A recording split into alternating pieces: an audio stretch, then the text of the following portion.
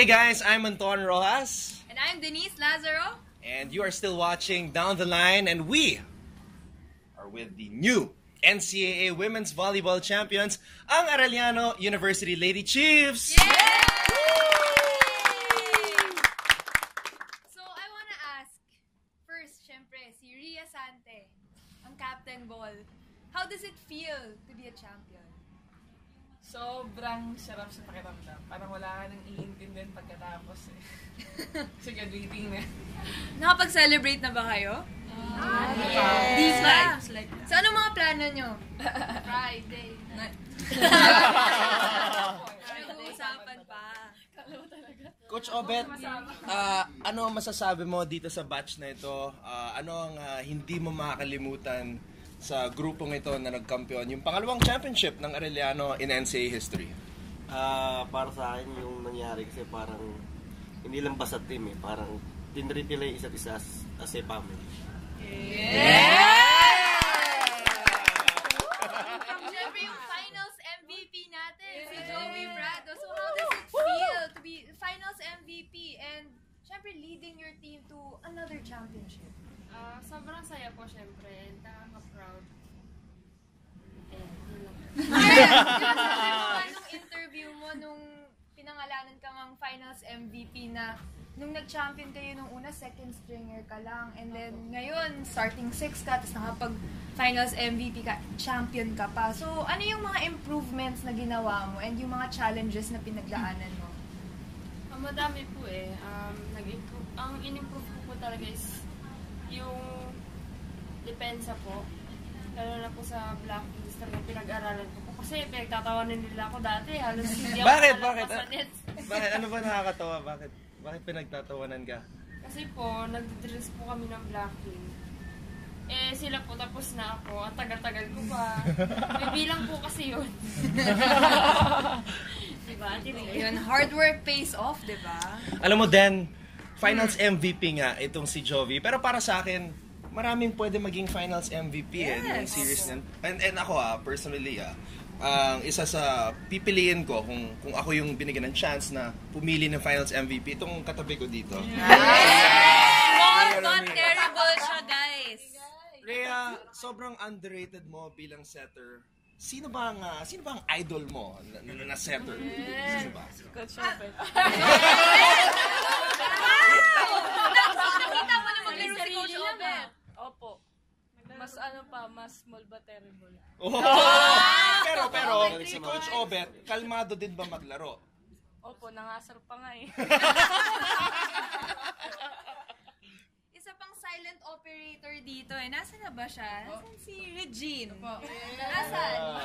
So, ang laki rin ng improvement nito eh. X-factor rin siya sa game. So, ano yung mga in-improve mo sa games mo? At napaka-consistent mo for your team? Hindi naman po. Pero ikaw yung mga inaasahan sa team mo eh. I'm sure. Like, ang laki ng confidence na binigay sa'yo ni Coach Obet. Siguro yun po yung tiwala lang po. And also, syempre, yung mga middle hitters Oo, natin. kasi usap-usapan sa final series, malalakas daw yung mga middles ng Baste. Kasi tinignan ko yung mga numero eh. Halos 9 points. 9 points plus yung ina-average nila sa finals. Pero, bumaliktad ang sitwasyon nung finals. Na-outplay ni Andrea Marzan at ni Ann Esguera yung mga gitna ng Baste. So, kausapin natin si Ann Esguera. Hello. Forward. Yes. Ano ang feeling at ano ba ang nagbago? Ano ba ang ginawa mo? Ano ba ang kinain mo? At sobrang ganda ng linaro nyo in the finals. Hindi po. Siguro po parang naging motivation lang din po namin yung mga ate namin na nawala. Kasi parang sobrang laki ng pinunan namin eh. Ni ate Anden. So, ayun. Parang motivation yun na na para mas mag-improve kami. Dalawa. Ito naman si Andrea, pinakamatangkad. Ano? Wala ka rin eh. Hindi po, sakto lang. Ano ko yan?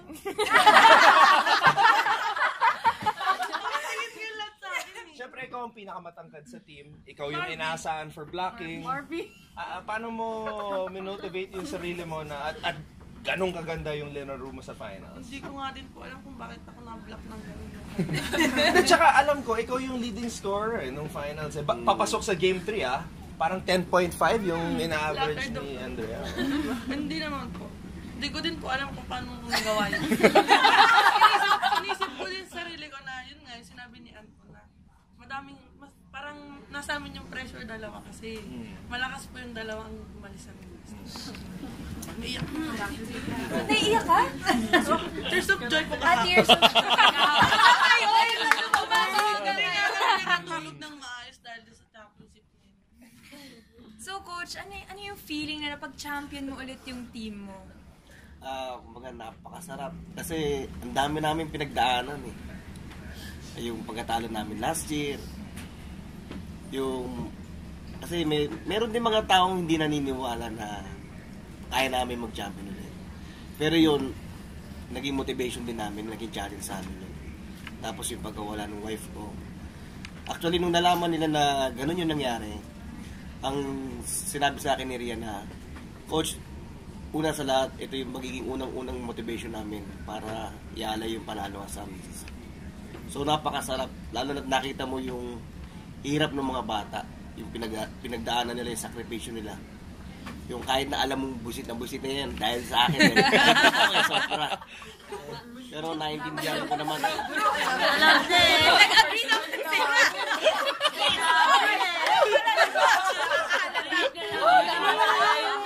Kumbaga, kung hindi ko naman gagawin sa kanila yon, baka hindi namin uli makuha yung target namin. Amen? Eto, kausapin natin yung mga tumutulong talaga kay Coach Obet Javier, assistant coaches Mike Santos and Lando Ortega. Ano kayo for Coach Obet sa St. Jude? So, ano yung feeling na dating player, ngayon naging assistant coach ni Coach Obet at nag-champion pa kayo? Okay naman, masarap sa pakiramdam. At the same time, kasi nag-champion din kami nung time na si Coach Obet yung coach namin. So, nare-relieve namin ngayon kung ano yung nangyari doon. Yun din ang pinapano namin sa mga bata. Kaya hindi yung pinapa-experience namin sa kanila. So, yung hirap ng pinapagawa ni Coach Obet, ganun din yung pinapagawa namin sa kanila. So, bale, nabibwisit na din kayo sa ano? Kami po yung nabibwisit. Nabubuisit po palagi. Coach Lando naman. Yun lang din, yung kasi naging siguro parang advantage namin na naging player kami ni Coach Obet. Kumbaga, kung ano yung tinuro niya sa amin, yun lang din yung tinuturo namin especially dun sa mga quicker, kasi quicker kami dalawa ni Coach Mike nung time na coach namin si Coach Obet. So, mas lumawak yung bukod sa tinuturo namin, at the same time, na-experience din namin. So, parang mas naging madali sa amin para ituro sa kanila yun.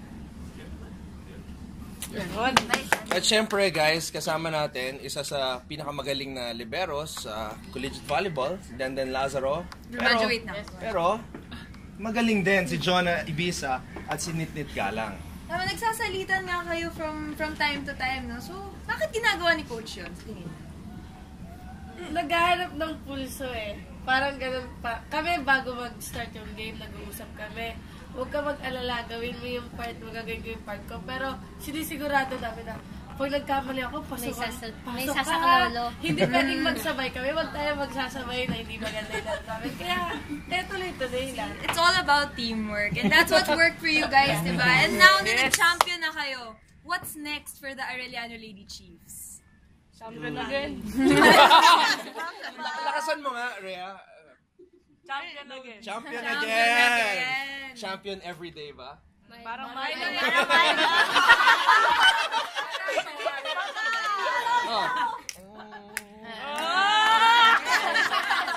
Ito pag naglalaro, NR lang, pero makulit rin pala, no? Oo nga. Super.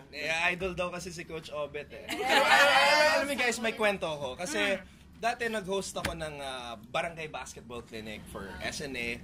Kung saan pumupunta kami sa mga barangay at nagulat ako na may nakilala akong player na naglalaro pala sa NCAA. Ito si You won't miss her on the court kasi naka-lipstick siya, si Micaela Wanich. Yes! Miss Lipstick. Naging champion sila dahil sa lipstick. Kaya lang, bago ang finals, natapilok si Micaela. Nakita ko meron kang balot sa paa. So, ano ba yung kwento? Ano yung kwento? Water, sorry. Ano po? Training po, tapos papalo siyang big week. Ako po yung blocker. Tapos, ate ko dun.